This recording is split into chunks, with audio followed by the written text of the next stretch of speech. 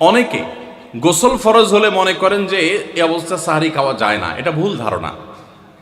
আপনার রমজানে রাতের বেলা গোসল ফরজ হয়েছে, আপনি এখনো গোসল করতে পারেন না, এদিকে সাহারির খানার সময় চলে যাচ্ছে, তাহলে আপনি আগে সাহারির খানা খেয়ে নেন, সাহারি খেয়ে তাড়াতাড়ি গোসল করে তারপর ফজর নামাজ পড়তে যান, কোনো অসুবিধা নেই। এমনকি যদি আজান হয়ে যায়, আপনি গোসল এখনো করতে পারেন নাই, তাতেও সমস্যা নেই। আমরা অনেকে এটাকে সমস্যা মনে করি। সেই সাথে আরেকটা ভুল ধারণা হলো, অনেকে মনে করেন রমজান মাসে দিনের বেলায় স্বপ্নদোষ হলে বোধহয় রোজা ভেঙে যায়। স্বপ্নদোষ হওয়ার কারণে রোজা ভাঙে না। স্বপ্নদোষ হয়েছে, আপনি রোজা কন্টিনিউ করবেন, এই রোজা রাখতেও হবে না, কোনো অসুবিধা নেই, কারণ এটা আপনার ইচ্ছায় না। অনেকে রমজান মাসে সাহারির খাবার এমনভাবে খায়, এক সময় আমরা দেখেছি ছোটবেলায় যে অনেক মুরব্বীরা আছেন রাত 12টা-11টার দিকে উঠে সাহারি খেয়ে তারপর শুয়ে পড়েন। এটা যেমন একটা ভুল ছিল, সাহারি হলো শেষের দিকে খাওয়া উত্তম, ওনারা খাইতেন আগে। অতিরিক্ত সতর্ক যেটাকে বলে, এত আগে কেন খায়? যে শেষের দিকে খাইলে রোজা হয় না, না হয়, এই জন্য 12টার সময় 4-5 ঘন্টা আগে খেয়ে ধুয়ে দিলাম। এটা হলো বেশি সতর্ক হওয়া। বেশি সতর্ক হওয়া বুঝেন? এক লোক দোতলা শুয়ে আছে ফ্লোরে, তো একটু পর পর মাথা উপরের দিকে উঠে ফেলতেছে। কেউ জিজ্ঞাসা করলো, কি ব্যাপার, তুমি কি এমন কেন করতেছো? ফ্লোরে শুয়ে আসো চিত হয়ে, একটু বড় মাথা উঠাও কেন? তো লোকটা বললো, নিচের ফ্লোরে একজনে সুই সুতা দিয়ে কাপড় সিলাইতেছে, তো এইভাবে সেলাই করে টান দেন উপর দিকে। তো বলে যে সতর্ক থাকতে তো দোষ নাই, যদি ফ্লোর ভেদ করে আমার মাথা লাগে, এই জন্য মাথা উঠে ফেলতেছে। তো এটা অতিরিক্ত সতর্কতা হলো না? সতর্কতা ভালো, কিন্তু অতি সতর্কতা ভালো না। সাহারি অনেকে রাত 12টা-1টার সময় খান, এটা হলো অতিরিক্ত সতর্কতা। এত বেশি ভালো না, এত অতিরিক্ত সতর্ক হওয়া বরং নিষেধ। হাদিসে নবী সাল্লাল্লাহু আলাইহি ওয়াসাল্লাম আমাদেরকে সাহারি শেষের দিকে খেতে বলেছে। এখন আরেকটা ভুল হলো, অনেকে সাহারি এত শেষে খান যে মুয়াজ্জিনের সাথে ওনার কম্পিটিশন হয়। মুয়াজ্জিন মাইক ধরে, মাইকের সামনে দাঁড়ায় মুয়াজ্জিন ঘড়ির দিকে তাকাইতে থাকে, টিক টিক টিক টিক আগাইতেছে কাটা।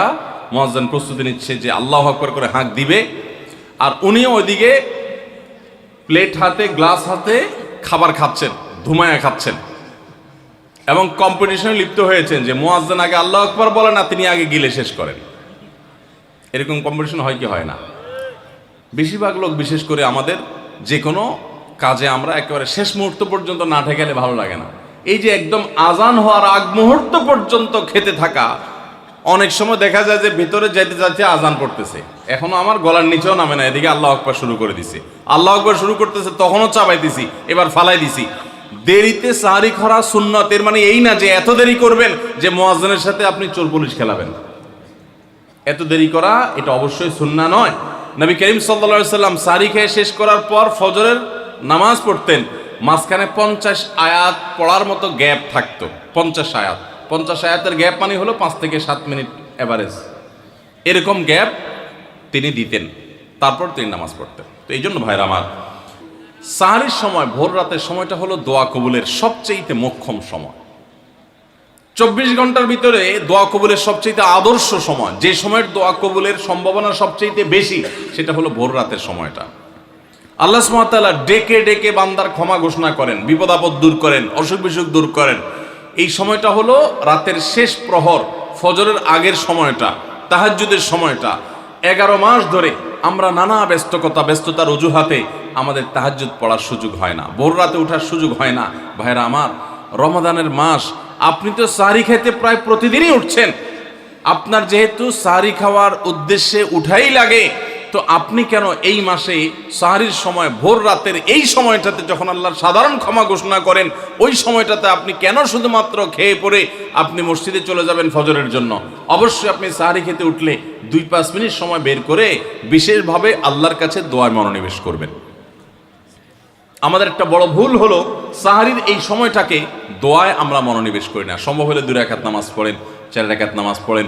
সেটা যদি না পারেন, তো সাহারির খানার শেষে অথবা আগে আপনি আপনার রুমে গিয়ে লাইট বন্ধ করে নিরিবিলি জায়গায় একটু আল্লাহর কাছে হাত তুলে একটু চোখের পানি ফেলে চান, দোয়া করেন।